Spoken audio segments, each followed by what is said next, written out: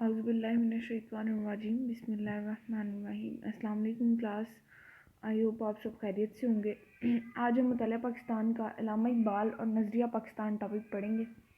علامہ اقبال کی نظر میں پاکستان کو حاصل کرنے کا مقصد آخر کیا تھا، اور وہ بر صغیر میں رہتے ہوئے مسلمانوں اور ہندوؤں کی سپریشن کے کتنے حق میں تھے، یہ آج ہم پڑھیں گے۔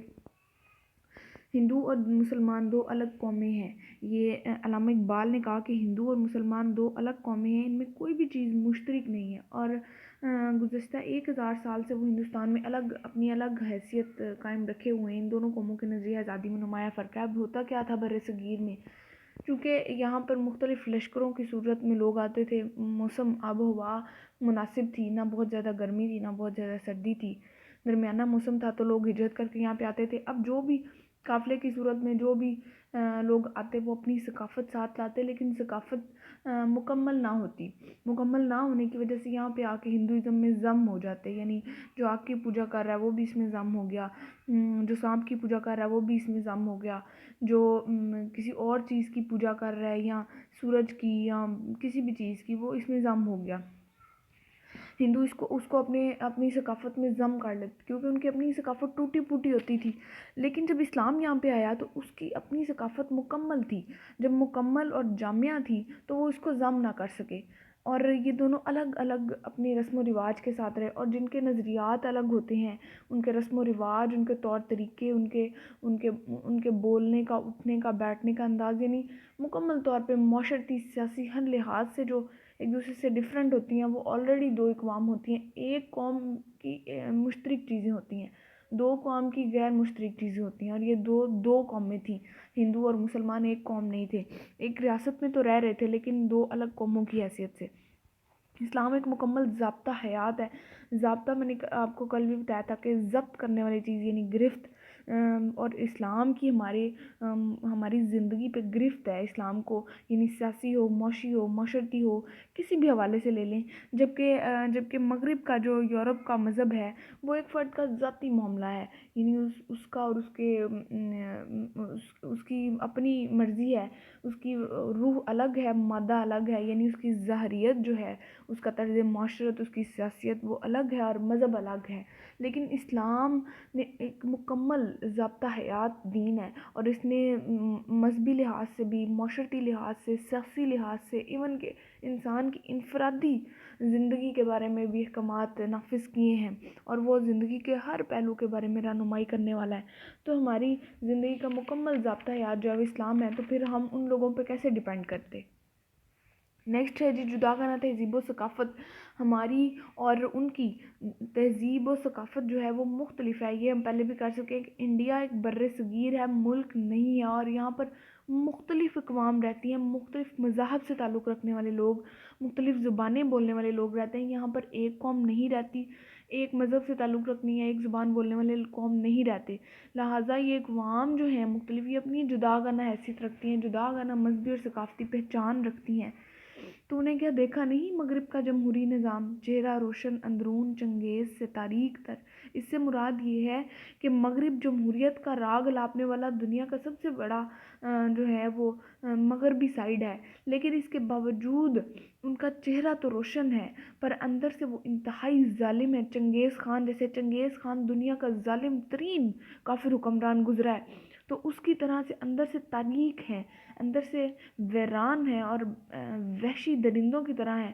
کہ اس کی مثال میں آپ کو دیتی ہوں، امریکہ میں ہر سال، ویسے تو جمہوری ملک ہے اور جمہوریت کا راگ الاپنے والا ہے، لیکن ہر سال کئی سفید کالوں کو مار دیتے ہیں، یعنی گورے اور کالے کا نسل کشی کا وہاں پہ واقعات ہوتے ہیں۔ علیحدہ ملک کا تصور، علیحدہ ملک ہمارے لیے بہت زیادہ لازمی تھا، کیونکہ بہت سے صوبے ایسے تھے، پنجاب، سندھ، سرحد، بلوچستان، یہ تب ریاستیں ہوتی تھیں، ایسے علاقے تھے جہاں پہ آلریڈی مسلمان تھے، تو ان کو سیپریٹ کر دیا جائے تاکہ وہ آزادی کے ساتھ زندگی گزار سکے۔ ملت اسلامیہ کا تصور بتانے رنگوں کو توڑ کر ملت میں گم ہو جا، نہ تو رانی رہے باقی، نہ رانی نہ افغانی۔ اس سے مراد یہ ہے کہ مسلمان جہاں جہاں بھی ہیں وہ سب ایک ملت، ایک جماعت، ایک قوم ہے، تو پھر باؤنڈریز ختم ہو جاتی ہیں وہاں پر جہاں پر ایک قوم ہو. یہاں ایران میں رہ رہی ہے، توران میں رہ رہی ہے، افغانستان میں رہ رہی ہے، پاکستان میں رہ رہی ہے، ترکی میں رہ رہی ہے، جہاں جہاں بھی مسلمان ہیں وہ سب ایک ملت کے ہیں. تو ہمارا رنگ ایک دوسرے سے مختلف ہو سکتا ہے، ہماری کچھ چیزیں ایک دوسرے سے مختلف ہو سکتی ہیں، ہماری باؤنڈریز ایک دوسرے سے مختلف ہو سکتی ہیں، لیکن ہم سب ایک ملت ہیں اور اسی ملت میں ہمیں گم ہونا ہے.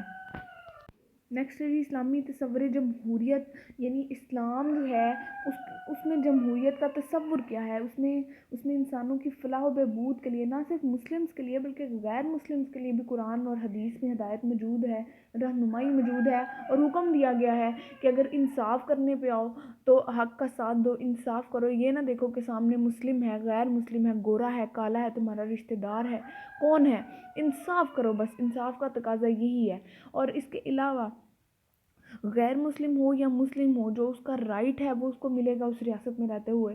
اسی لیے اسلام کا جمہوری سسٹم انتہائی صاف اور شفاف ہے. جبکہ آپ پھر امریکہ پر چلے جاتے ہیں، مغرب کی بات کریں تو امریکہ دنیا میں سب سے زیادہ جمہوری ملک جانا جاتا ہے، لیکن ہر سال گورے کالوں کو مار دیتے ہیں اس وجہ سے کہ یہ ہمارے جیسے نہیں ہیں، سفید نہیں ہیں، کالے کیوں ہیں، صرف اس وجہ سے.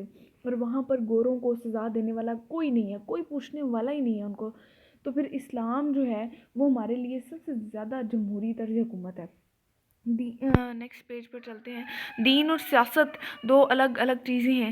دین اور سیاست کے بارے میں جمہوریت نے مغربی طرز حکومت یہ ہے کہ یہ دو الگ الگ چیزیں ہیں. جبکہ ہمارے ہاں یہ کانسیپٹ ہے اسلام میں کہ دین اور سیاست ایک دوسرے سے جدا نہیں ہو سکتے. اگر یہ ایک دوسرے سے ان کو جدا کر دیا جائے تو ان میں صرف کفر اور شرک باقی ہے. کیونکہ سیاست میں بھائی بھائی کا نہیں ہے، باپ باپ کا نہیں ہے اگر دین الگ ہو جائے تو. اور قتل سر عام، ماضی کی حکومتوں کو دیکھ لیں، پاکستان کی سر عام قتل کر دیتے تھے صرف کرسی کے لیے، سیاست کے لیے. تو اپنی ملت پر قیاس اقوام مغرب سے نہ کر، ان کی جمعیت کا ہے ملک و نسب پر انحصار. یعنی وہی بات آ گئی نا، ملک و نسب. وہ پھر امریکہ کے گورے اور کالوں کی بات آ جاتی ہے کہ وہاں پر صرف اس وجہ سے کہ آپ ہمارے جیسے سفید نہیں ہیں، نسل کشی کی وجہ سے ان کو مار دیا جاتا ہے. تو ان کی سیاست اور ان کا دین جو ہے وہ بالکل ایک دوسرے سے سیپریٹ ہے. جبکہ ہمارے دین اسلام نے ہی سیاست کے اصول اور سیاست کے طور طریقے بتائے ہیں. اس کے کچھ اصول ہیں اور ان اصولوں پر عمل پیرا ہو کے ہی ایک فلاحی ریاست قائم کی جا سکتی ہے. جدید مغربی نظریات کی مخالفت جدید جو مغربی نظریات تھے، کمیونزم، فاشزم اور بہت سے نظریات جو تھے، ان کی تردید، ان کی مخالفت کی علامہ اقبال نے. اور مغرب جو انتہائی جدت کی طرف تیزی سے جا رہا ہے، اس کی مخالفت کرتے ہوئے انہوں نے کہا کہ میرے لیے ہے فقط زور حیدری کافی، تیرے نصیب میں افلاطون کی تیزی ادراک. یعنی میں حیدر جیسا، حیدر کی نقش قدم پہ، یعنی حضرت علی رضی اللہ تعالیٰ عنہ کے نقش قدم پر چلنا پسند کرتا ہوں، اور میرے لیے انہی کی بہادری کافی ہے. نیکسٹ ہے جی عقیدہ توحید. اب عقیدہ توحید اللہ تعالیٰ کو واحد اور یکتا ماننا ہے، ایک ماننا ہے. لیکن مسلمان، بر صغیر کے مسلمانوں کا کیا موقف تھا کہ وہ اللہ کو تو ایک مان رہے تھے، اس پر قائم تھے، لیکن اس کے باوجود انگریز حکومت اور ہندوؤں سے بہت زیادہ خوف زدہ تھے. اور بہت سے مسلمان ایسے تھے جو انگریز حکومت کے پاؤں بھی پڑتے تھے جی، اپنی جان بچانے کے لیے. سو اللہ نے اس کے ساتھ جہاد کرنے کا بھی حکم دیا ہے. یا تو کھڑے ہو کے جہاد کرو یا وہاں سے ہجرت کر جاؤ. تو جہاد کرنا ہم سب کے اوپر فرض ہے. اور اگر ہم ایک اللہ کو سچ مان کر اس کے آگے سجدہ نہیں کریں گے تو پھر ہمیں 1000 لوگوں کے سامنے سجدے کرنے پڑیں گے، اور وہ 1000 لوگ انتہائی حقیر ہمارے جیسے ہیں. تو اس ایک رب کو سجدہ کرنا زیادہ ضروری ہے ان سب کو سجدہ کرنے سے.